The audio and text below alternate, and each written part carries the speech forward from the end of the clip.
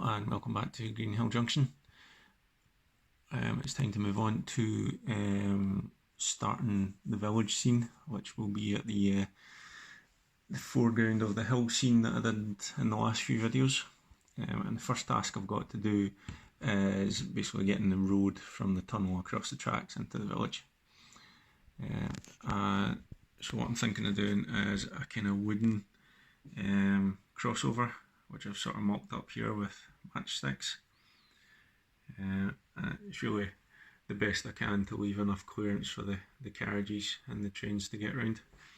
And then I've built it up at the sides there. You can see there's two matchsticks, just to not give it such a big dip in the middle. And I think that's a nice wee bit of detail actually, just showing them that they're basically just taking sleepers and piled them on top of one another. And also I'll paint that brown. For the level crossing I have got the Wills kit level crossing, and I'll not use the middle bit. It's basically just the gates and the fencing I was wanting. It does come kinda painted, but I'm going to paint it myself, and the idea of having just one gate either side. I may put a sort of gatekeeper's cottage, not cottage, like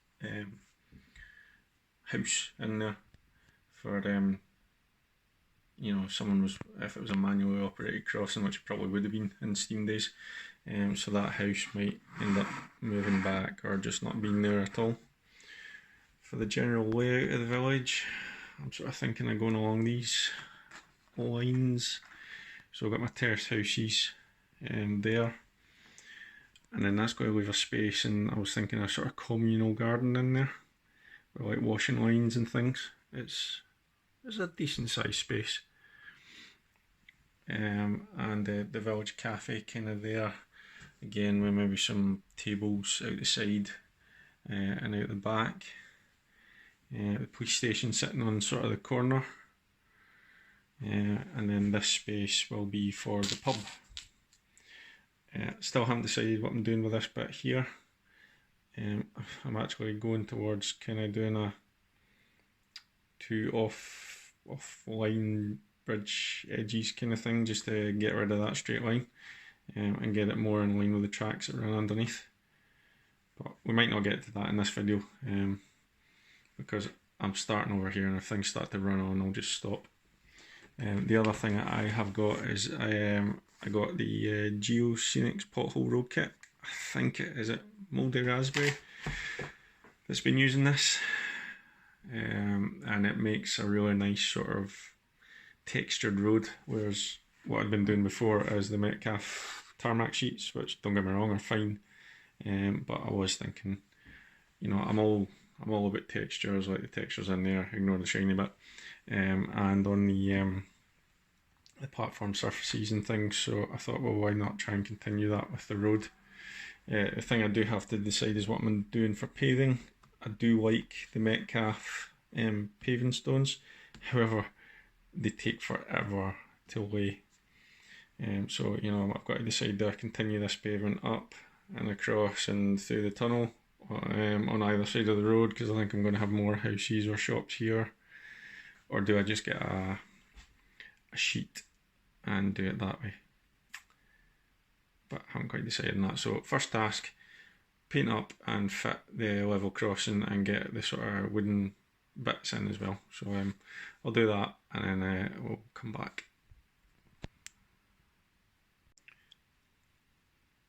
Okay, the level crossing gates are done.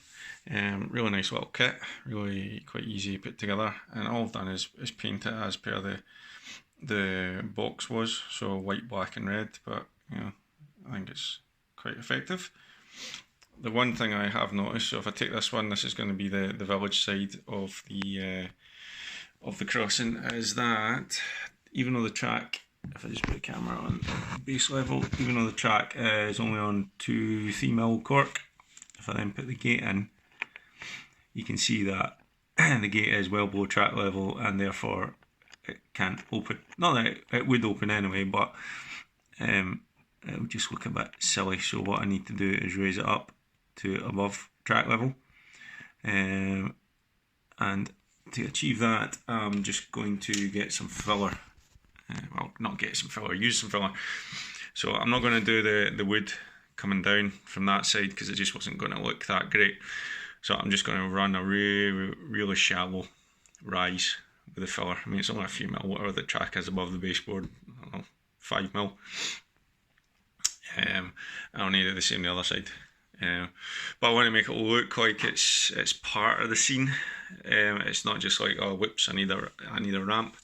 So I think what I'll have to do is I'll just have to gently blend it in on either side, which would probably be easier here because I can just, you know, raise that bit there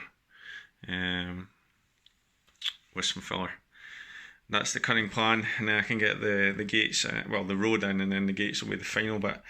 With the road kit, I've had a little experiment, so I can't remember if I showed it in the last video, but it's the Geoscenics pothole road kit.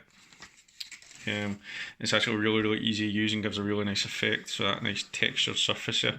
Now granted, this isn't what I'm wanting. There's too much of the lighter colour, there's too much brown, but I was just basically seeing how it would stick and how it would turn out, and it turns out really well. Like I say, nice texture to it, you can see that, you can feel it, but I want a much more sort of tarmac-y colour like that. So I need to use more of the dark grey and less of the lighter grey and the brown. But that's why I experimented, so I could get it sorted on a scrap bit of wood before I actually did it in the layout. So I'll get on with the filler. Right, welcome back. Quick update on the progress. We're now on to plan 3 for this. So doing the filler all the way up to the track just didn't work. It wasn't on the set. It wasn't want to create a ramp. It was just an absolute disaster, so that all got scraped off.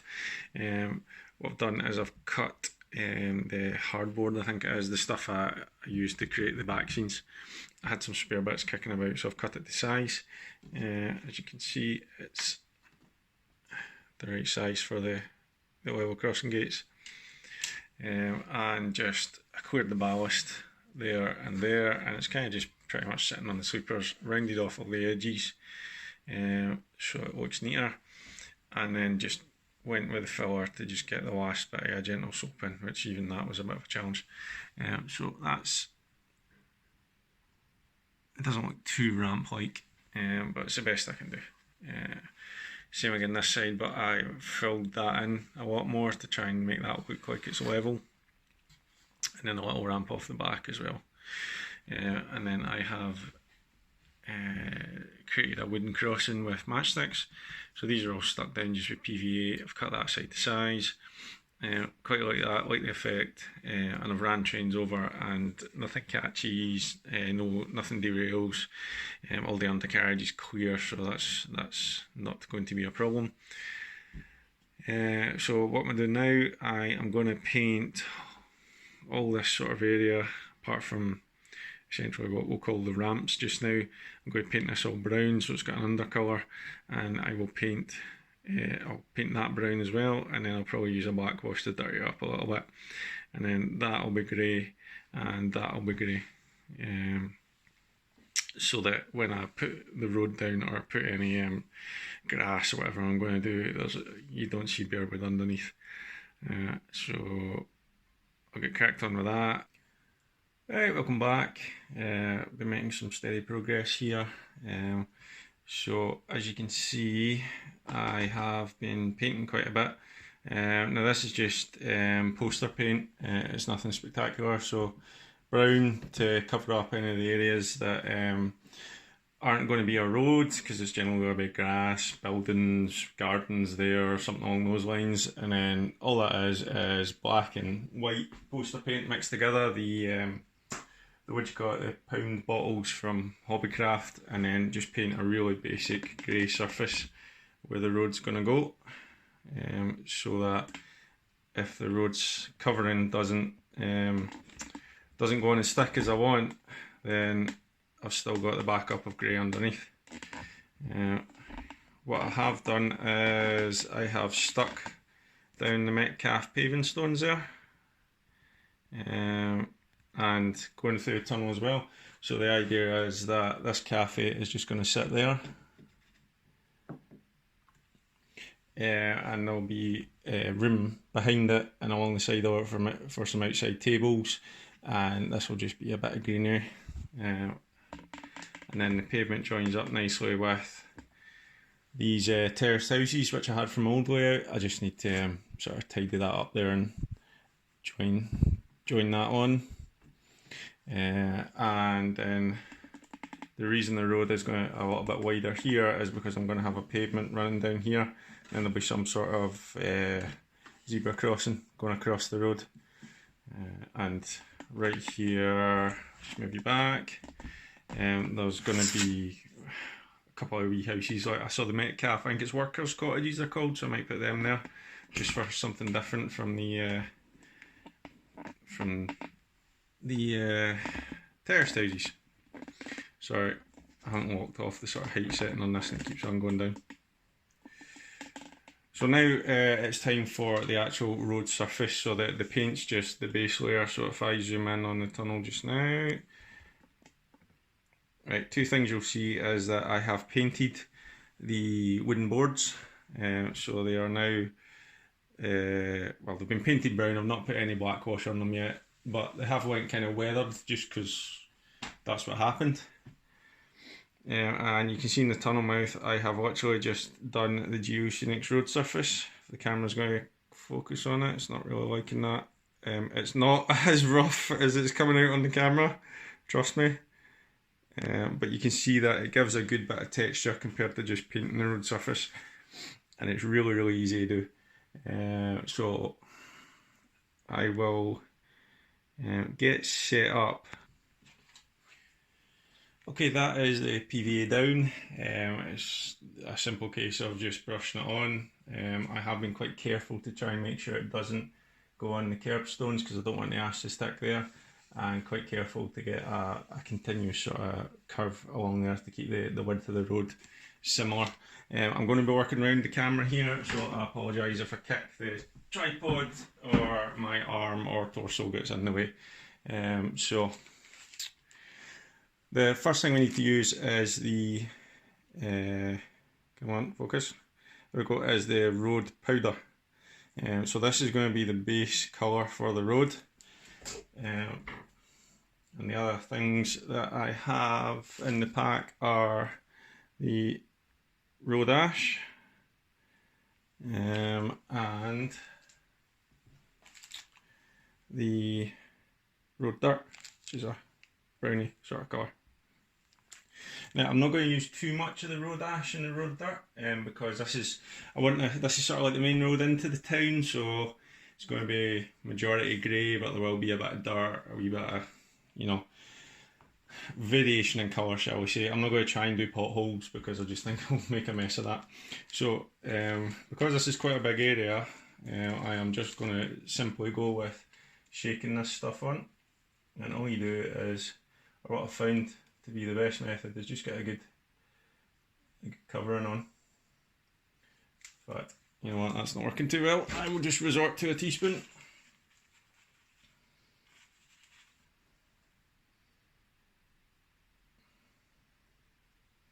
You will have overspill, obviously, but if you've not got glue down, it won't stick.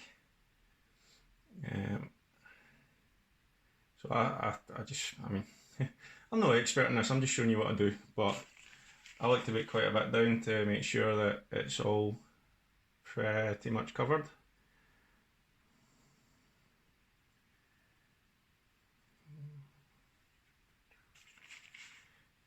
Make sure I get everything. I don't want any bald patches towards the end. You still see a bit of glue there. Right, that'll do. So that will give me the basic road. I mean, you can see that yourself, it's a grey tarmacy sort of colour. Now what I'm going to do is I'm going to take the dirt and I'm just going to sprinkle this in places along the side of the pavement. So again, with the ash, I've kind of been putting that down the middle. It does go quite a long way, this stuff, so be liberal with it. and then we'll sprinkle some stuff down the road as well. Right, so you'll be looking at that thinking, God, he's created the right mess. You're right, I have. But what you do now is you need a piece of card. So I've got this business card. And the instructions say you can either tap it or you can drag it. Now I find dragging it is best, but it's like, can you imagine putting plaster on a wall? You don't do it in little bits because you just end up with a mark every time you end. So you just start and you drag it right to the end. But don't lean too heavy. You're wanting to have a slight angle like that and kind of just mush it into the glue.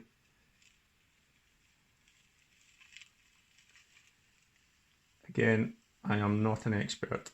I'm not entirely sure how this is going to turn out, so it's a learning experience for me and you.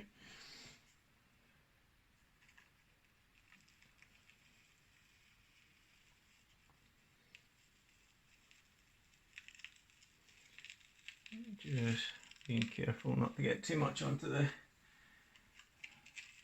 pavement. Now I'll stop there and hopefully you'll see the line that creates, which I don't want. So you'll see there's a couple of lines there just where I stopped, so not hardly even applying any pressure now. I'm just going to run over it again.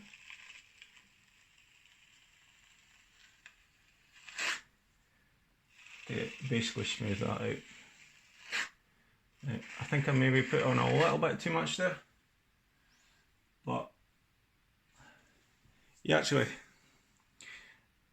it looks terrible on the camera. It really does. It looks like it looks an absolute mess, but it looks alright to the eye. I can see there's a couple of sort of potholes created there, which is fine. So I'm just going to add a little bit of ash in there. I'll get my card again and I'll just do that. Fill that pothole, and again try and bring the card all the way down because you can see the lines I just created there.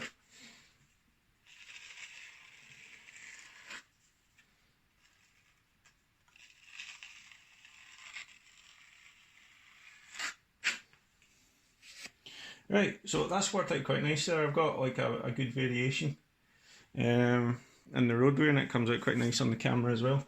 The camera's actually really good for pointing out bits where I've went a bit ski with. So take that bit out there, down there. Right, that is it. I mean, it's PVA, it's some dust and a business card, and you get a lovely textured road surface. Now you can see that I do have some ridges in there. Now there really is a limit to what you can do, but that will come away. We'll just keep on working at it. There, it virtually came away right there. So I'm going to leave it at that. I'll let the glue set. I'll just brush the excess off there because I don't want it on the pavement, so just in case I've got an overspill of any glue. Let that all dry. I'll hoover up the excess, and we'll come back to it and see how it looks. Right, welcome back. It's the next day, and the road is completely dry. What I had to do was, when I came back for work yesterday, I checked it and the top surface was still quite loose, so I made up a 50-50 solution of PVA and water and just sprayed it on, doing my best to protect the pavement, and it's totally sealed in now. It's a bit darker than I thought it was going to turn out, and to be honest, I would maybe have liked a bit more of the light coloured stuff in, but you can see it gives a lovely texture for a road. Put the wee police car on there just for scale. Now I'm not going to leave it like that. I'm going to add white lines, and if there's a giveaway up at the top, there'll be a giveaway. I'll need to check some photos of level crossings. So what I'm going to do now is I'm going to work on scenery in this corner. So I've got the cafe in place, and I've just put a couple of tables in for kind of basically sizing. I've got a few more of them. This side, so that wee hut will stay there because that'll be a sort of gatekeeper's hut even, for the crossing.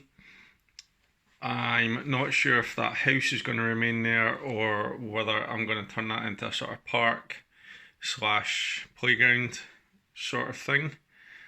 My issue is I don't really have anywhere else to put that house, so I'm not sure if I'm just fitting it in there for the sake of fitting it in, or if it's going to stay there. And with regards to the edging, I'm probably not going to do that just now. I think I'm still thinking about what to get there. There's a couple of Pico things that I could put there. I've got a couple of different girder packs, and obviously I'll need to sort of do pillars as well rather than have blocks of wood. But I think I might leave that till later. I'm really just kind of concentrating on getting the top surface done just now. So it's going to be static grassing. I'll have a wooden fence down there, just at the end of the pavement. Obviously the level crossing gates will need to go in, and I need something to basically split the railway from the public. I'm actually working on making dry stone walls, making my own dry stone walls for in there. A wee bit of an experiment going on just now, and it seems to be working alright. So I'm going to crack on, because it's nothing. I'm not doing anything that I haven't done before, like static grassing, fences, things like that. And if the dry stone walling works, then I'll do a separate video on that to show you how I did it. So next video, hopefully we'll have a completed scene here. So back in a bit. Okay, just a quick one to show you how I'm going to do the white lines. This is something I've not done before. There's various different ways you can do it. I'm just doing my usual and doing it as easily and as cost effectively as I can. So all I've done is I have cut templates of my two road sections, very similar to the way I do the platforms. So just get an edge down there, and then I've measured out and cut the curve in there. It's just sort of play about. Well, again, got the edge, and that was really it. Looked at various photos online. Someone's probably going to tell me I've done it wrong or I should have done it different, but there are 1,000,001 different photos when I googled 1960s level crossing of what the lines look like up to their crossing. Some have no lines, some have, these are what's called normal centre lines. Some have the centre lines with a stop line, which I've done. Some have a solid white line to stop overtaking. There's 1,000,001 photos, so I've went with what I want, or what I think looks good. Either way. I have tried to scale it down, so I found a government document online that says normal centre lines in real life are 2,000mm long with a 4,000mm gap. Now, if you round that down, if you convert that to 00 scale, it comes out at approximately 2.5 centimetres long for the line and 5-ish centimetres long for the gap, and each line is approximately 2mm wide. So that's the scaling I've went with. Now to do this, all I'm going to do is I want to make it look kind of worn. So I've got the Hobbycraft Ready Mix paint. Not going to need much of that. Into the silver tray, and then a bit of sponge. And all I'm going to do is get a little bit of paint on the sponge, hold the template in place, and just dab. Just like that. Right, let's see what that looks like.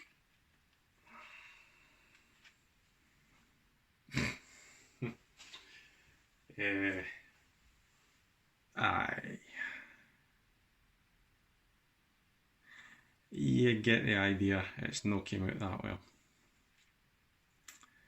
I think I'll just tidy that up with a paintbrush, so back in a bit. Okay, welcome back. Yeah, that last method was a disaster. Don't try and do that. I think it might be better if I use a thicker card. Maybe the paper was just soaked in the moisture and all went horribly wrong. So I managed to basically, I didn't use a paintbrush to sort it out. I managed to get a sponge, put some water on it and basically dab it, and then get paper towel and dab the paint, and I got the majority of the paint up. I started going searching for something in the house to get this done, and I thought the wife had a liquid chalk pen that didn't work on a rough surface. I thought Tipp-Ex, but she only had the the roller Tipp-Ex stuff, and that didn't work on a rough surface. So she's never going to see this video, so she's never going to know. I ended up using this, which is latex tape, which I found in all her war paint. No idea how much that is, no idea what it is, but it worked. So I put the templates back down, and this time I held the templates, so I held the templates either side of every line I wanted to make, and it's brought out a much sharper line, yet worn. And you can see the I put the card in there just so you can see the sort of scale. I'm much happier with that. It's not brilliant, but it's the best I can do with what I've got. Or with the technique that I've tried. That technique's going to have to develop because I have a long road to go. But I'll go with that now. I might tidy it up when it comes to doing things later on if I perfect my technique. But yeah, so that's the white lines. So I'm going to go on with everyone else, and hopefully the next video will be it finished. Welcome back, and that is this section of the village done. And I think you'll agree there's a fair difference between what we started with and what we have now.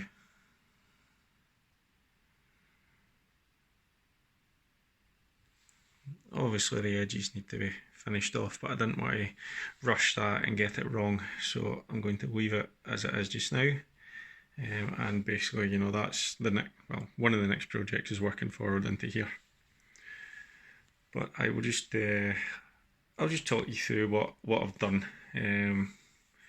As like I said, there was nothing groundbreaking here. It was just a lot of intricate details, putting things together. So if we look first of all at the cafe, so this is just the Metcalf cafe kit. Try saying that fast. That I had from the old layout. And all I've done is a static grass round it. I decided not to put a fence there, mainly because I was really getting tired of building fences, but because I thought it looked alright. And then if I take you around here, we've got the Metcalf tables with their umbrellas. And any of the bald patches, that's just cork dust that I've used to sort of create bald, worn patches in the grass. And there's a dry stone wall, which I featured in my last video. Around the front, again, there's cork, this time to try and simulate a sort of barked flower area, and just a few, there we go, and just a few sort of bits of greenery in there to sort of simulate bushes growing. And there's the Metcalf paving down the side, and then the Geoscenics road surface. I had to put a wee bit of filler in there because the gap was too big, so that'll get tidied up when I continue the rest of the village. The fence there, yes, it's a little bit rickety. Welcome to my fence building, but that is just matchsticks and coffee stirrers cut up and made into fence sections. And that goes all the way up to the level crossing gates, which are now in position. Quite simple task, just drilled holes and put them in and glued them in. The level crossing itself, I still haven't weathered that because I quite like the way the paint's just dried, so I think I'm going to leave it like that. And then into the tunnel. And again, I've just filled that bit in with bushes. and sort of scatter, and you've got the rickety fence again. So in the end I decided that this was going to be a park rather than the house going in. So got the path coming off, there will be another pavement here. So the path again is made of the cork dust, and that's just 2mm static grass either side, because I decided that this was going to be quite a neat park, you know, a well looked after park. If we come round, so we've got the hut for the gatekeeper, if you want to call them that. That was just, I think that was from the signal box, Metcalf signal box kit. I've just put some, again, cork path down to it and some bushes and scatter around it to make it look like it's been there for a bit. I've got the fountain area, Metcalf fountain, Metcalf benches. This is not a Metcalf advert, I just really like their kits. And then into the sort of formal garden area of the park. Now I tried, and this was the wife's suggestion, I tried to get a kind of raised bed going on, so there's actually a small mound of paper mache underneath that. I don't think it's worked that well. There is a slight contour going on, but you can't really see it. But again, I used my topsoil that I used on the hillside to get a soil effect there. And just did 3 sort of formal beds with the path working its way through.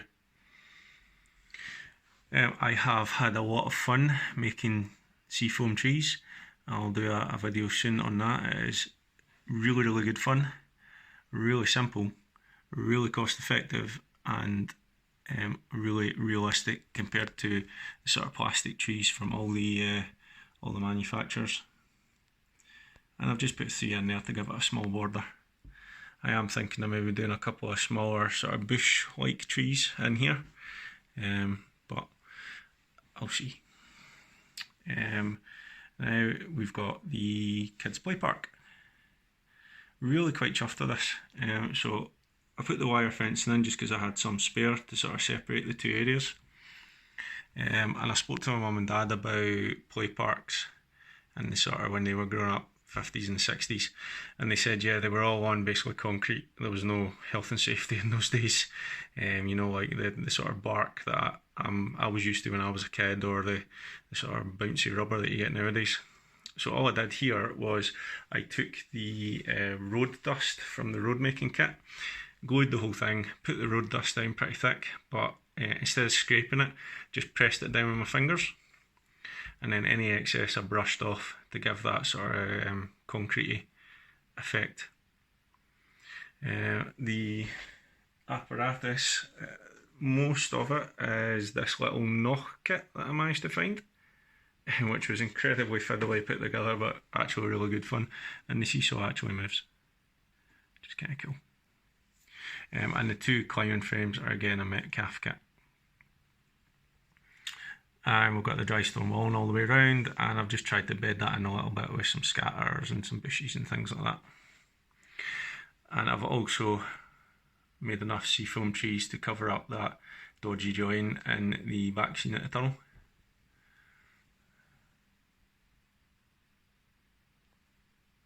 So that's finished off. I will build some more trees, make some more trees, and sort of have them sporadically going up there just to cover that gap.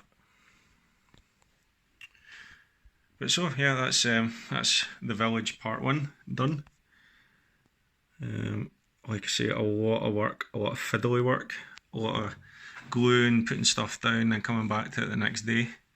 But I hope you agree that it looks really good. I'm really pleased with it. So sorry this has been a long one. I hope you watched it, most of it, so you could see what I've done. Leave any comments you have. Subscribe to keep up to date with the channel. Like and share this if you think it's any good. And we'll start moving on into the rest of the village soon. So thanks very much for watching, and speak to you again soon. Cheers.